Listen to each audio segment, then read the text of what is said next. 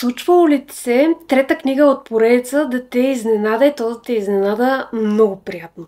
Обикновено, когато имаме по-дълга поредица, нещата малко започват да избледняват и по-скоро да ги четем на сила. Колкото по-дълга е поредицата, толкова по-зазле зазляват нещата.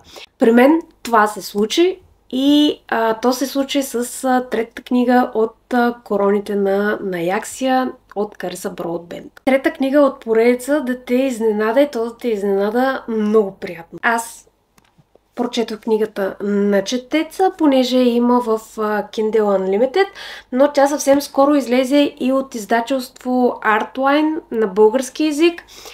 Бойната птичка и Сърцето от камък. Това е трета книга и първата книга, която обръща внимание на Дома на сянката. Както знаете, поредицата е разделена на по две книги на дом. Първата беше за Дома на нощта, втората е за Дома на сянката, а първа и втора са Дома на нощта, втора и трета са за Дома на сянката и пета и шеста ще бъдат за Дома на кръвта, като между тях има и ще има няколко новели и една самостоятелна. Третата книга разказва историята на Миша. Миша беше второстепенен герой в първа и втора книга. Тук тя си блесва. Запознаваме с нейното минало, как той я белязва, как продължава да я белязва дори и физически, психически, по всякакъв възможен начин. Има много ретроспекции. Разбираме през какво е минала тя, нейната трансформация, как е превърната в вампир, какъв е бил живота и преди това, какво означава вярата в Бога Слънце за нея, как това е било спасение и е дало цел, надежда в живота, всичките очаквания, които имат в случая сестра й, понеже тя други близки няма, сестра й, обществото. Всичко това е много емоционално разказано. За мен книгата е много емоционална, понеже и двамата герои са доста белязани от миналото си. Другият персонаж е Асар, който е от Дома на сянката.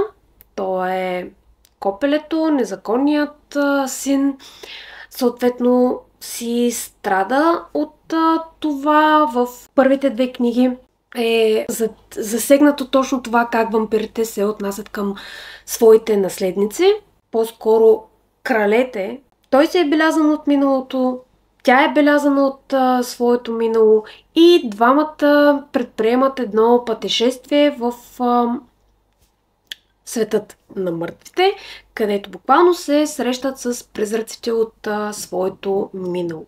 Много емоционална за мен книга, защото се фокусира изключително много върху вътрешния свят и борбата на героите да се справят с грешките, които са правили по своя или и не по своя вина. Асар блести, но той не блести натрапчиво, то е едно тихо присъствие. Не е от типа мъжки персонажи, които са супер нахакани. Флирта между героите не е очевиден. Там просто има едно присъствие, но това по никакъв начин не лишава читателя от целият slow burn. Има погледи, има едно нагнетяване, няма флиртуване и няма, как да кажа, мръсни приказки и други такива елементи, които се срещат много често в романтасито. Друго, което на мен много ми хареса е, че освен ретроспекциите за миналото на Миша, има много моменти, където се поглежда миналото и то конкретно историята на Аяксия и нейната нещастна любов, предателството на боговете, това как се е стигнало до смъртта на нейната най-голяма любов. Това, което на мен ми липсваше малко, беше по-скоро устройството, магията на Дома на сянката, но аз много се надявам това да бъде доразвито в следващата книга, продължението на историята.